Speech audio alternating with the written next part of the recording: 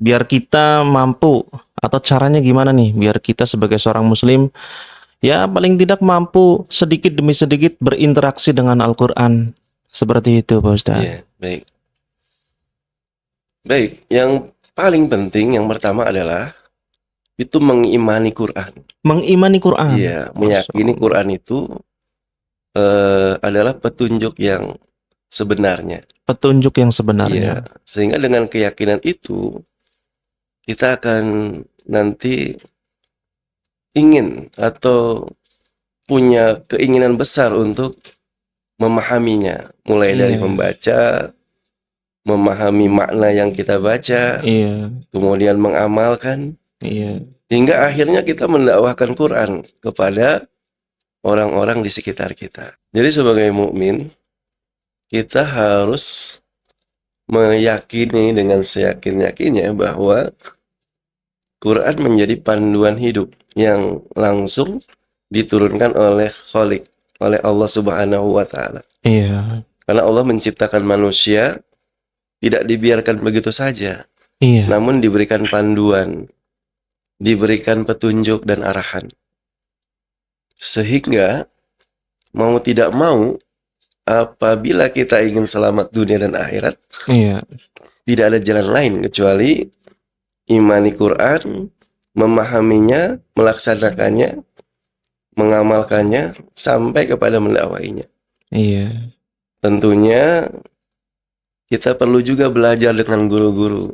Dengan guru-guru, Iya, para ustadz. nggak asal tafsir ya. Iya, sehingga kita memahaminya itu tidak berdasarkan keinginan kita, Iya, betul. dengan hawa nafsu dan khawatir itu menyesatkan kita.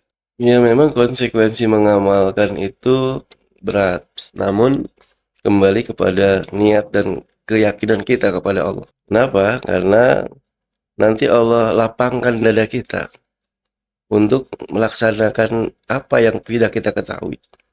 Tentunya dengan tadi, apa yang bisa kita lakukan, apa yang bisa kita amalkan.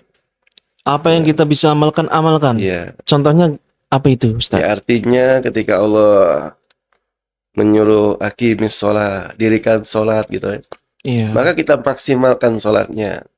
Kita pahami maknanya, gimana sholat biar khusyuk, sholat biar tepat waktu, iya. sehingga dia mampu membawa perubahan dalam pandangan hidup kita gitu ya. Biar deket dengan Quran nih, Pak Ustaz. Iya. Bagaimana nih, Pak Ustaz? Yang paling mendasar adalah kita kenali dulu.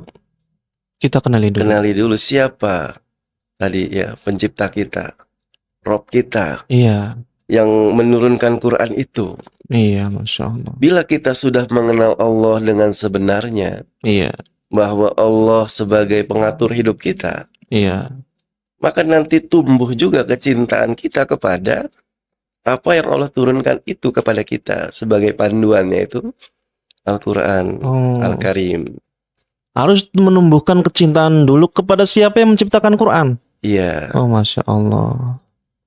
Setelah kecintaan kita tumbuh kepada ya Allah yang menciptakan Quran itu sendiri, dengan otomatis gitu ya, kita akan mencintai segala sesuatu yang diciptakannya. artinya begini, ketika kita mencintai seseorang atau sesuatu, Iya, kita berusaha mencintai juga apa yang dicintai oleh orang itu.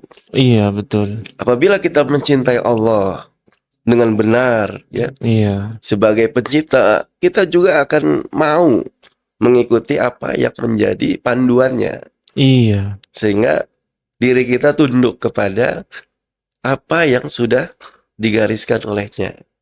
iya, Tidak Masya ada Allah. bantahan, Iya, tidak ada penolakan, iya. dengan sukarela. Dengan sukarela. Iya, Berarti kalau memang kaidahnya seperti itu, kalau tidak mau dekat-dekat dengan Quran, tidak mau mengilmui segala sesuatu yang diturunkan oleh Allah, berarti cintanya palsu gitu Pak Ustadz ya? ya, cintanya hanya sekedar di lisan, Cinta yang semu, semu. Karena cinta itu kan butuh pembuktian, butuh pembuktian, pengorbanan, pengorbanan. ya kan?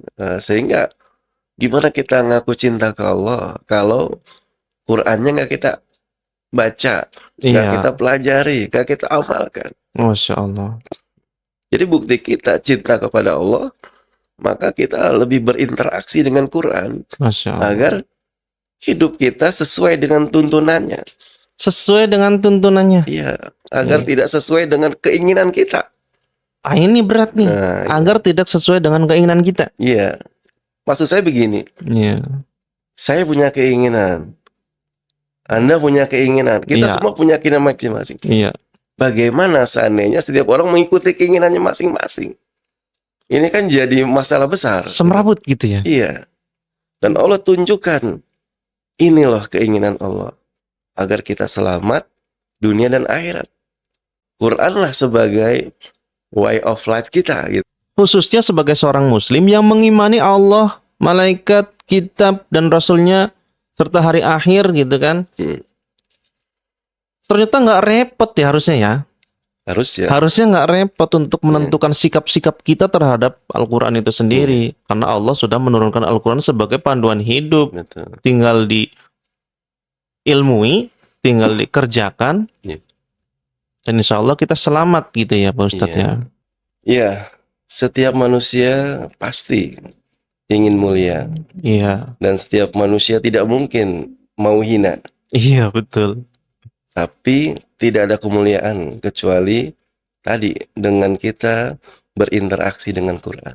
Berinteraksi dengan Quran. Iya, perlu kita ketahui dua kota yang mulia di dunia ini, Iya. yaitu kota Makkah dan Madinah. Makkah Al-Mukarramah dan Iya, Madinah. Iya, Al-Makkatul Mukarramah wa Madinah Munawwarah. Iya.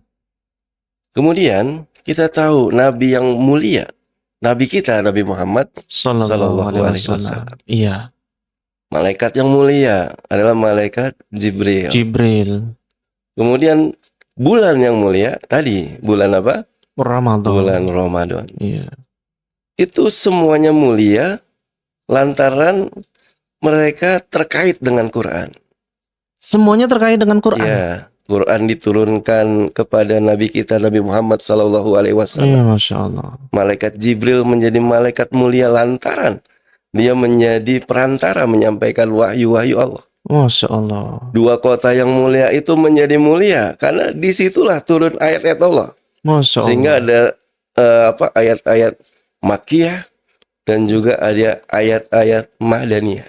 Iya. Kita nggak menyadari itu semuanya Pak Ustadz ya. Iya, jadi Merinding saya ini. berdasarkan itu semua tidak ada jalan kemuliaan yang bisa kita raih kecuali gimana kita dekat dan berinteraksi dengan Quran, menjadikan Quran sebagai panduan hidup kita yang sebenarnya. Iya, itulah kemuliaan yang sejati.